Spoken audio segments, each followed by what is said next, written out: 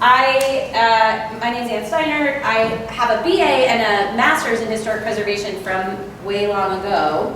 And then I had a career teaching high school. I worked in preservation for a while, and then I had a career teaching high school, and then I had a baby. And so I was like, on paper, I looked like a high school teacher, which is what I was. So I went back to school to kind of refresh my credentials. So I got a second master's in public history and American urban history in 2015, and then in 2020 finished a PhD in those same two things, both at the University of Cincinnati. Just so happened that the semester I finished, both our urban historian and our public historian were on sabbatical, so there was a big wide door open for me to get a non-tenure track job. So I've been working at UC now since 2020 and am new to the world of academia. So that's how I fit into your early career track. So I actually applied for this grant with a project that I'm very excited about, but that hasn't happened yet, which is that I had won the SAH's Brooks Traveling Fellowship in 2022 and gone to Chartres Cathedral, as I did 27 cities in 90 days across Europe. It was crazy.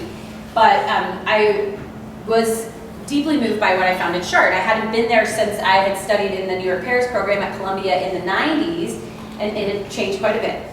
And so I had sort of the beginnings of something brewing in my head there. But then, through my connection to the SAH, they had asked me to join their book series, which is, you know, the buildings of, and it used to be states, and now they've decided to go to cities. So they have like buildings of Savannah, and Wilmore is writing buildings of Cape Cod, right? So they had asked me to write buildings of Cincinnati, which I'm super excited about and like so well qualified to do and overjoyed. But the SAH works with the UVA Press, and they had just changed over the legal structure, and their legal teams couldn't get their shit together to create a contract. So I applied, and I got your wonderful money to help me research that book, and I still don't have a contract. They've said like 4 times, like it's coming soon, it's coming soon, it's coming soon. So I didn't want to go ahead and do that research without proof that it was really going to become a book.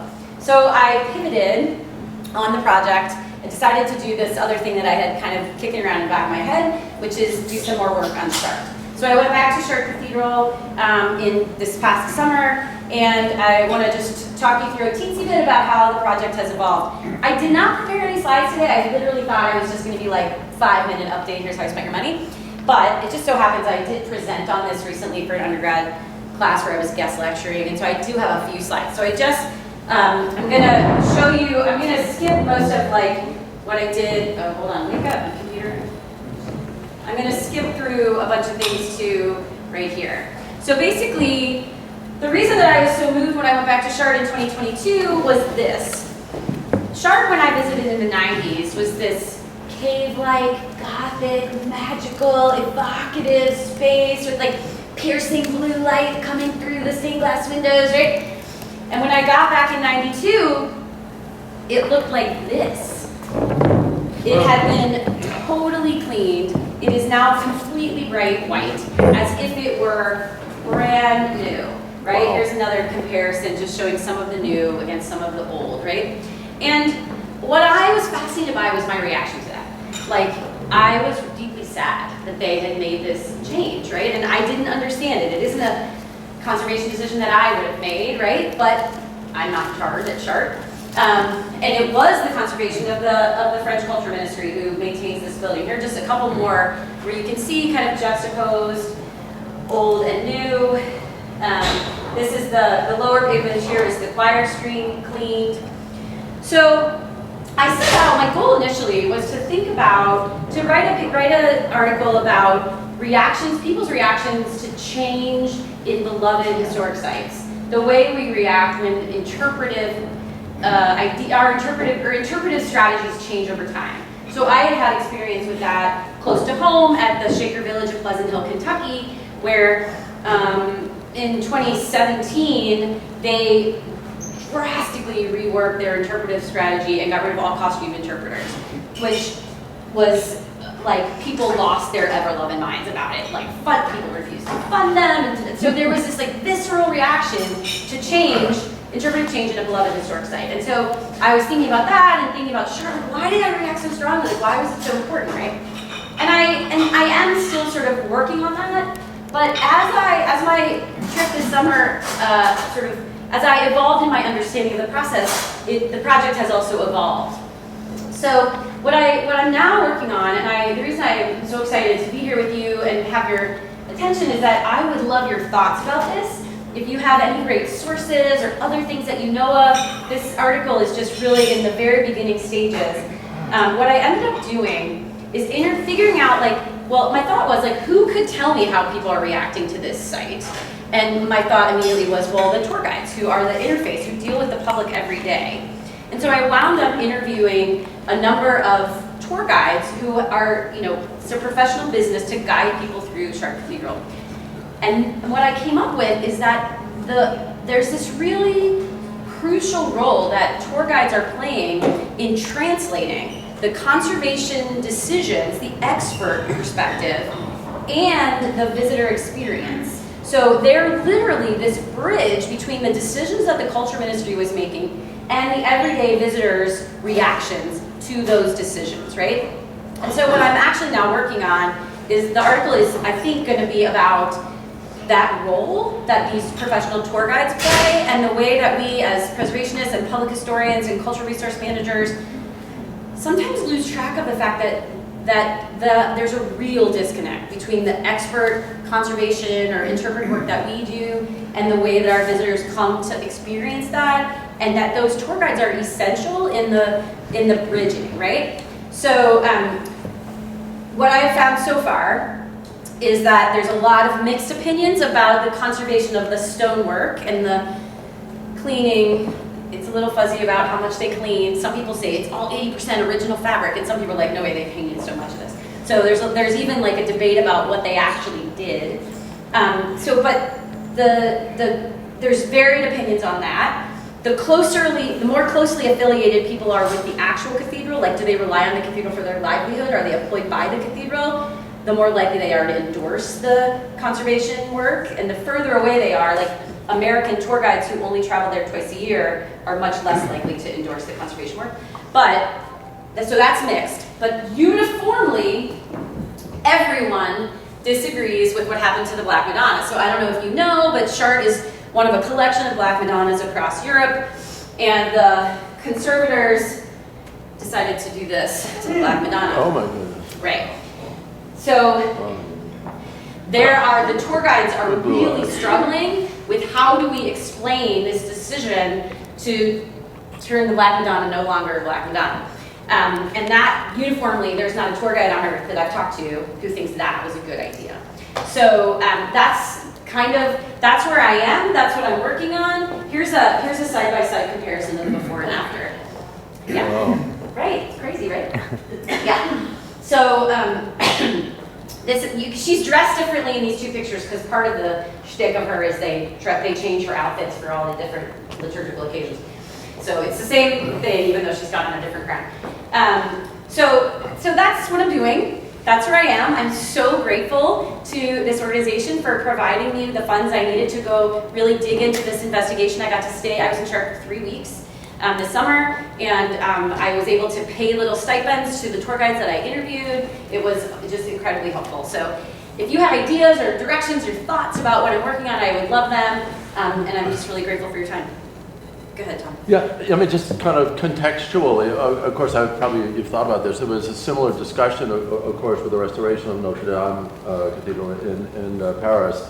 And there's a lot of press. You've probably seen that, to restore or not to restore and so on. So I haven't dug into it though very deeply, yeah. I'll admit. So if you have like a few favorites that you would want to send over, I would love it. A few links. Okay, that would be great. But yeah, it was headline news. I'm a world. Yeah, I've like walked all around Notre Dame and seen they have really nice signage outside about what they're doing and kind of the continuing process. Right. But the philosophical issues. Yes, right. We're front and center after the fire. Yeah.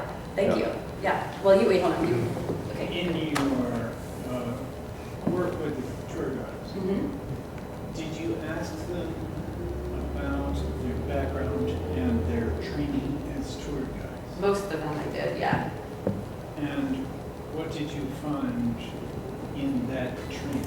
So the tour guides who are affiliated with Chartres Cathedral, there are 3 full-time, well, if you count Malcolm Miller, who's kind of the scholar expert on site there, so that makes 4. those 4 that are officially English-speaking tour guides directly affiliated with Chartres Cathedral, they have to go through the most rigorous training process. Like, they have to pass this crazy test. It's like the Anne-Marie Wood, who's kind of the best-known one, I think failed the test twice. I mean, it's hard. The more ordinary kind of bus driver or like school tour bus tours have a lot less training.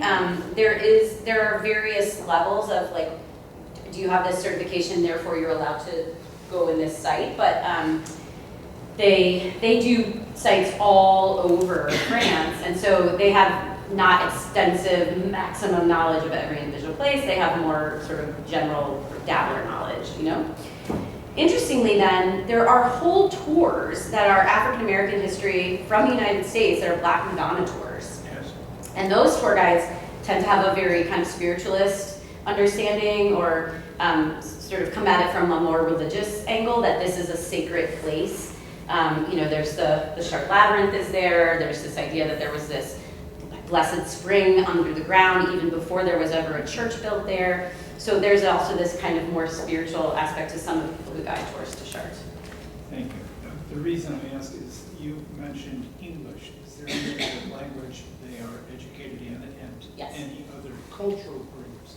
You suggested the African Americans, but France is toured, particularly Chartres, it's toured by Yes. many different parts of the world. So first of all, my French stinks, and so I'm a little bit limited by my own language liability. However, one thing that's really interesting is that there are large tour groups, pilgrimage groups who come to Chartres from Tamil Nadu in the Indian subcontinent, right? And they're almost all coming to see this Black Madonna. So it's amazing. The gift shop still sells little Cupid dolls of Black Madonnas. They still sell mugs with Black Madonna on it. I have a ruler that has the Black Madonna on it. Like, they're definitely still marketing this as a site of a Black Madonna, even though this one is not anymore. Yeah. Thank you. Yeah. So, have you talked to people who actually made the decision to restore in that way? No. So I have connections at the culture ministry, but I need to find a really gifted translator to do that. Like, I'm working on that, and it's on my list of things to do. And I actually just applied for some funds at my own institution for help with French. It's the technical terms are such that I can't figure it out. You know, like, I absolutely have to have help in that conversation. So I'm working on it. Yeah. You might find the ICMOS French chapter the most useful. Be helpful? Okay, Yeah. awesome. Well, and people probably know, I mean, there was a whole hubbub. This blew up in the American press.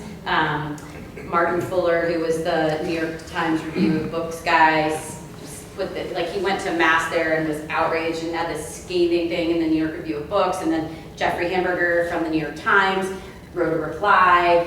But, you know, in like 2014, it was like, it's a 10-year-old conversation. But the tour guide piece is where I think I can make a new intervention. Yeah.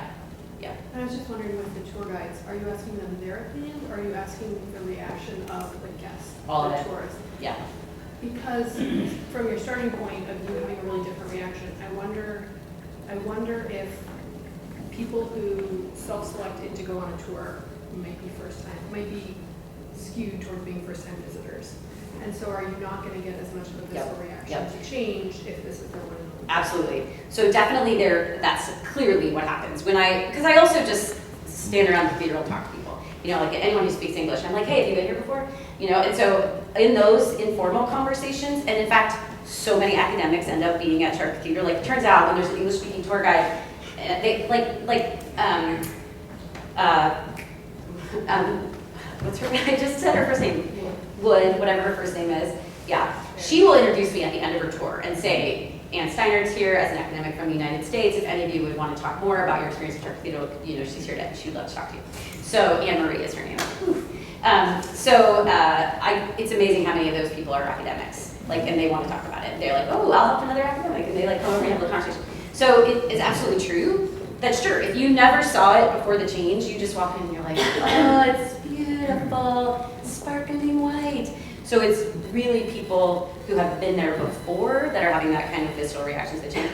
But I am a little less focused on that idea of interpretive change to sacred or favorite historic sites, then I sort of shifted my focus into this like, oh, as cultural resources people, we totally forget this crucial role that tour guides play, and here's a really good example of how, what their navigation requires to, what you have to do to be a tour guide, yeah. I think it'd be really interesting if the tour guides talked about the decision making and why. You know, one of the projects that I always think about with things like this and public memory and perception is the decision for the restoration of the Guggenheim and the exterior colors with kind of the, you know, yellow cream versus the white. I worked at the Landmarks Commission when they did that. Yeah, I remember nobody that ever project, talks about, you know, the full decision making and why these things happen. And I think that would help people actually recognize that preservation is a decision-making process and really start to educate people about why we do things. So that might be an interesting sort of angle on this is how do we also use this as an opportunity to teach people about preservation? Yeah. Absolutely. I think, honestly, part of the hiccup at CHART is there isn't a definitive guide to like, here's what we did. There hasn't been really great communication from the people making conservation decisions down the chain. And so there's lots of confusion, myself included. I mean, I look at what they say they've done and I think that can't possibly be what they've actually done.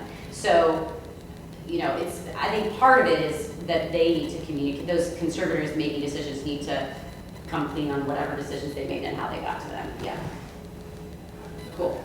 All right. Well, thank you very much for your time and also the grant.